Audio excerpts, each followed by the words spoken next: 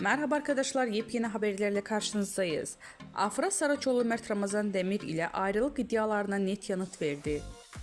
Afra Saraçoğlu Paris Moda Haftası dönüşü Mert Ramazan Demir ile yaşadığı ayrılık iddialarına son noktayı koyarak açıklamalarında bulundu.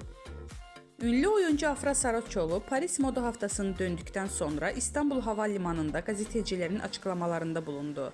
Son dönemde adı Mert Ramazan Demir ile yaşadığı ilişki hakkında çıkan ayrılık dedikoduları ile gündeme gelen Saraçoğlu, bu iddialara açıklık getirdi.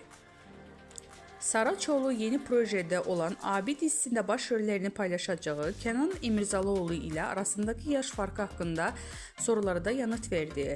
Genç oyuncu yaş farkının ilişkiye engel olmayacağını vurguladı. Demek sevildi ki bu kadar konuşuldu. Yaş farkının bir problem olacağını düşünmüyorum dedi.